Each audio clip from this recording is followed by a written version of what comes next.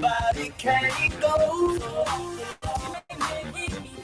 Bring me down, down, down, down.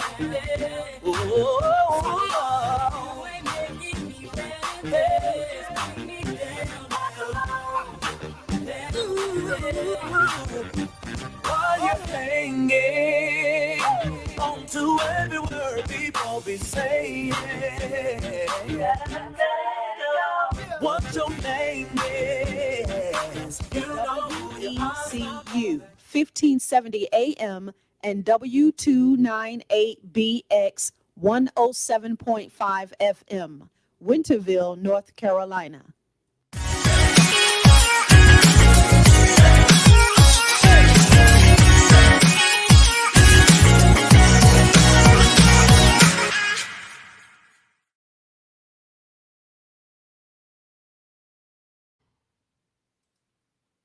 Hello, hello, everyone, and welcome to another amazing edition of Ring Out Your Sponge, the radio edition. I'm your host, Regina Smithwick. Tune in every week as we talk about empowerment, growth, and self-discovery.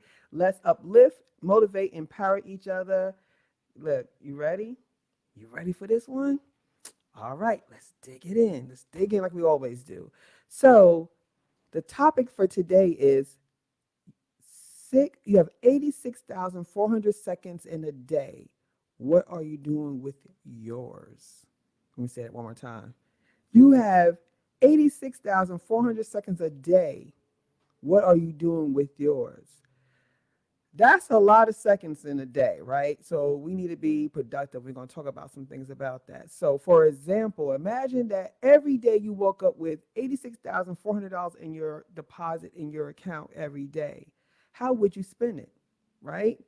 That's how valuable time is. Time is not just time. Time is money. Money is time. Like you always hear people say that, right? But it is very valuable. We got to treat it as such. So how are you using your time?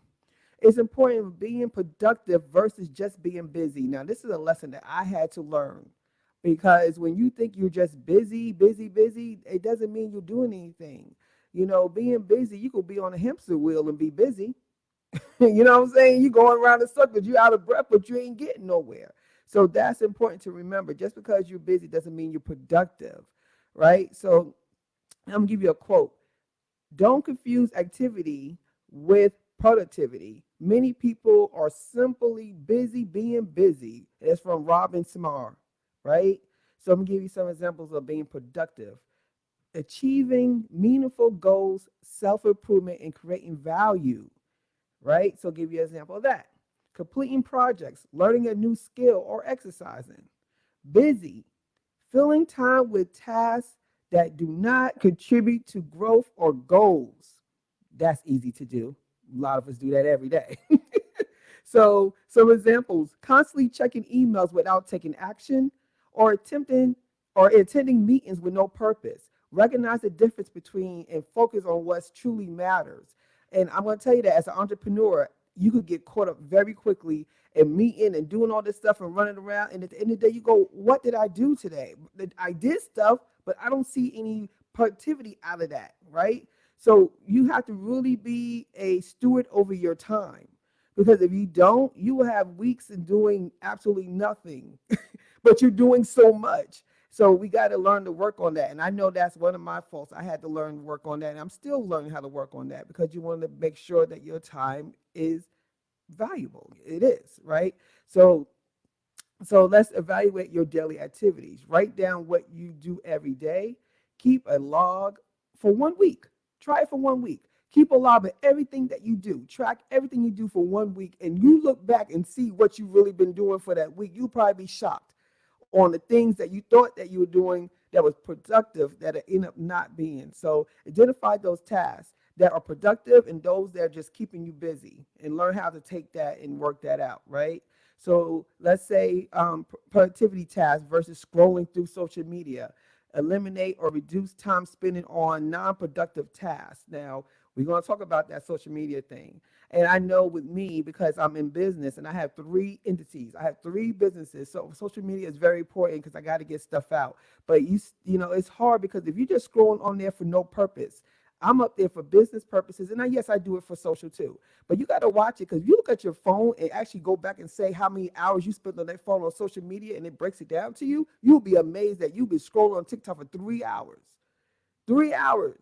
And you go, what can I do with that 3 hours? There's so many things you could have done with that 3 hours. So we got to work on that. Eliminate, okay, the tip, I'm sorry. Use apps or tools that I just described for you to limit your screen time if you need that help. Now, this is my favorite topic right here. Netflixing, I call it. The Netflix effect. It's okay to relax and unwind. Watching your favorite show or movie to de-stress and to relax is fine. However, binge watching or excessive screen time can waste valuable time. Let me tell you a statistic here. The average person spends over 2 hours a day on social media. 2 hours a day on social media. So if you look at if you go to work for 8 hours, right, between getting dressed and traveling, by the time you get home, you only probably have 2 or 3 hours to yourself, and you spend it on social media, and your day is already gone. So balance the relaxation piece with your personal development. You could do both. You could do both. So schedule a downtime after completing your important tasks. So you do something great, important, schedule it. Just like you schedule everything. Sometimes you have to put like your time in the schedule because it'll get away from you quick if you don't, because you'll sit there and scroll and think that you're doing something and you're like, oh my gosh, I wasted all this time. So invest in yourself. So let's do something with the time. Instead of you scrolling all day, invest in yourself. Spend time on activities that will help you grow. Let me give you examples. Reading books or audibles. I love that. I love it. I get books done in a week doing that. Learning a new skill, improve professional or personal skills, and exercising. I love that because it boosts your physical and mental health. And that's a great way to use your time wisely. Meditating, enhancing focus and emotional well-being like Zen, right? Set personal goals and work towards them every single day. Every day. Time management tips, I'm going to give you some of those. Plan your day. Make a to-do list. I have one. Every morning, I sit down, I meditate, talk to God. I go over my schedule. I figure out what I need to do first. I put it in order, and I go rock it, right? Because then I don't have to try to figure out stuff. It's already done. Now, it's going to take you some pre-work because you got to go and get it set up. But after you get it set up, I promise you, the front end is going to pay off the back end. If you just take the time to just sit out and figure your life out, it would be just like it's just going to continue for you, right? You don't have to go to autopilot. You don't have to worry about it no more. Set time limits. Allocate specific times for your activities and stick to them. Now, I'm going to tell you something that someone told me, and it didn't resonate with me until maybe 2 years ago. Sometimes seeds get planted, right? And then it takes time for them to grow for some of us. So the seed was planted a couple of years ago, but now it makes sense. She told me, we are valuable. Our time is valuable. We deserve to allocate or designate or to delegate certain things out to other people and let them do it because we need our time. Prime example, a personal assistant or someone that you pay to come clean your home. I did that. And I'm telling you, you could do it maybe once a month, but just getting your time back is very valuable and is well worth it. A lot of times we think that we can't afford it. Oh, I can. Yes, you can. Yes, you can. I guarantee you sit down and look at your budget. It's probably money you're spending on craziness that you could take back. Your time is way more valuable. I recommend to do it. Look at your schedule and say, hey, I don't have time to. You could get someone to do something for $10 an hour. Pick up your laundry or go to the grocery store. Now, these days, you could order your groceries and get them delivered to you. Take advantage of that stuff. Take advantage of it. Now, taking breaks. You got to take breaks. Short scheduled breaks can increase your overall productivity, right? We're going to look at doing that. You want to be able to look at your breaks and take them because you deserve it. But you just got to make sure you know your time frame for your breaks, right? Use breaks to do stretching or hydrate or take a quick walk just to clear your mind. Now, this is something that I had to work with myself, so I'm talking to me too. Avoid multitasking. I know that we've been taught that that's supposed to be a great skill for us to be able to do this and do this and do that all at the same time. But if you're doing this and doing that and doing this at the same time, you're getting everything. If you do four things at one time, you're getting everything 25%. There's no way you could do anything four things at the same time and tell me that it's very productive. I thought I was doing something by, I could do this and do this. It is just focus on one thing at a time. You get better results that way because you'll focus on one thing and get it done, and it's done.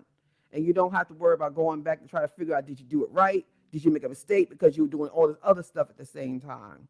So studies show that multitasking reduces productivity and your performance. So we got to watch that as well. That's key on. I'm telling you, spot on. Trust me on this one. One thing at a time. You can check it off the list and keep it pushing. You don't have to keep going back to try to figure out what you did or what part you had to stop at. Don't do it. Just do one thing at a time. Letting go of your time wasters. Identify habits that you're wasting time on. So excessive TV watching, in the scrolling on that social media, right? You know, I have days that I go, I schedule these days. I have days that I go, you know what, today I'm doing nothing. I'm shutting down. My brain is not going to work. I'm going to sit on that couch. I'm going to eat popcorn. I'm going to watch whatever movies I want to catch up on, and I'm going to take a day for myself. That is fine. But we doing this Netflixing every day after work. That's not good because you need to spend more time on investing in you to be a better you, personally or professionally, either or. If you want to advance in your job, or you want to be an entrepreneur, or you want to just do a hobby or something you want to work on, you want to work out, you want to eat better, you want to prep your food, you take time to do that, whatever it is, it's in you. You're investing in yourself.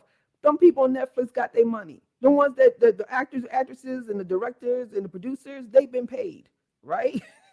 So they don't need you. It's good for you to do it once in a while, but you don't have to support them every day. You need to support you every day, right? Take that time you support everybody else and put it into you. So replace these with productive habits. So replace the TV time with reading or listening to your books or learning new habits. You can't go wrong with doing it, investing in yourself. You can't go wrong with that.